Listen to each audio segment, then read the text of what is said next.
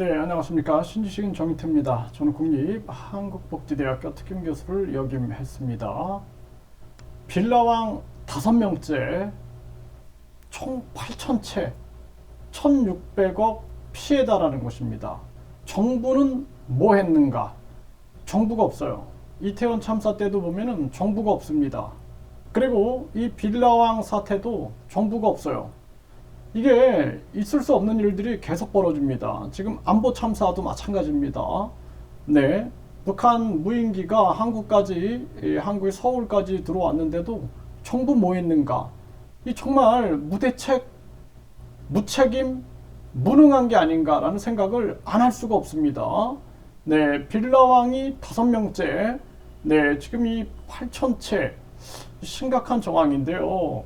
세입자 등을 친 이게 뭐 가짜 뉴스가 아닙니다. 이게 조선일보에서 나오는 얘기인데 정말 기가 막힌 얘기예요. 이거 믿을 수 없는 얘기가 막 벌어지고 있는 겁니다.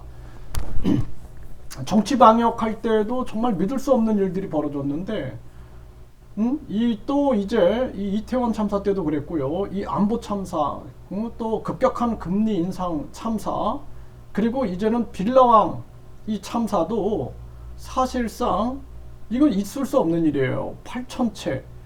정말 가슴 아픈 일이 아닐 수가 없고요. 네, 이게 결국에는 이런 식으로 세입자가 낸 전세금으로 빌라를 사고 빌라 가격이 오르면 그 빌라를 팔아서 돈을 벌거나 빌라 분양 업자들에게서 수수료를 챙기는 시기예요. 그래서 이 일부 공인중개사 등이 조직적으로 사기 범행을 저질렀다라는 거죠. 그러니까 이 분양업자들 또 일부 이거 다 일부겠죠. 뭐 좋은 사람도 있겠지만 이런 악랄한 인간들도 있는 거죠.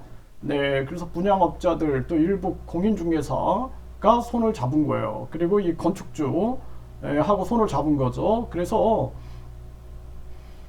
결국에는 세입자를 구하고 나서 빌라를 팔아 넘기고 싶은 건축주와 전세 계약을 맺게 하는 거죠. 그 다음 빌라왕 역할을 하는 사람이 이 건축주로부터 수수료를 받고 빌라왕의 명의를 넘겨받는 거죠.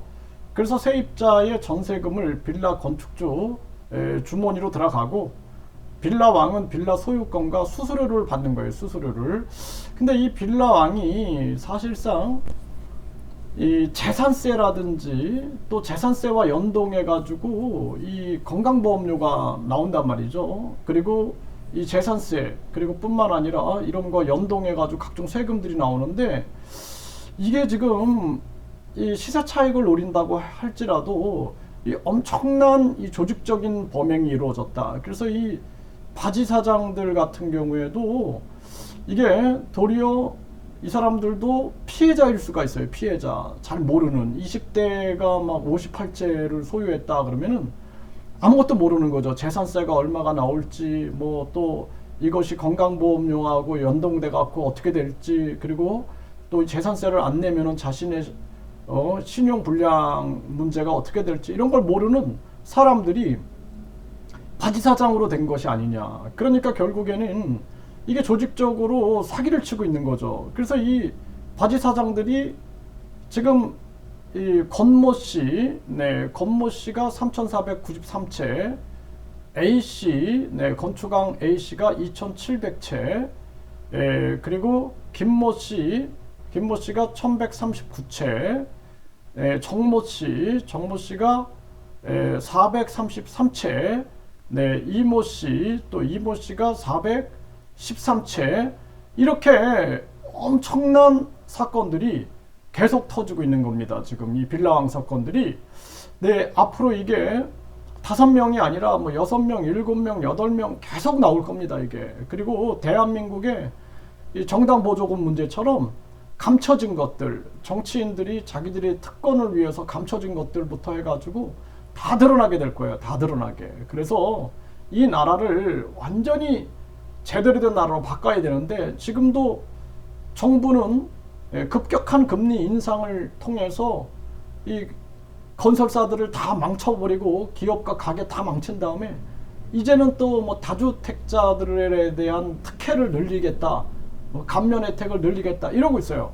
이게 뭡니까? 빌라왕, 뭐 빌라왕을 100명, 1000명, 10,000명으로 늘리려고 하는 겁니까?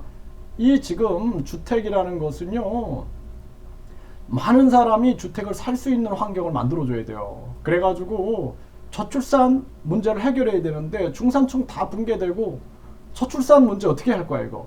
예? 외국인 다 들여와서 나중에 외국인 폭동이 일어납니다. 외국인도 선별을 해야 돼요. 선별. 예? 이런 식으로 하면 안 됩니다. 지금 대한민국이 아주 큰 위기다. 저는 그렇게 보고 있습니다.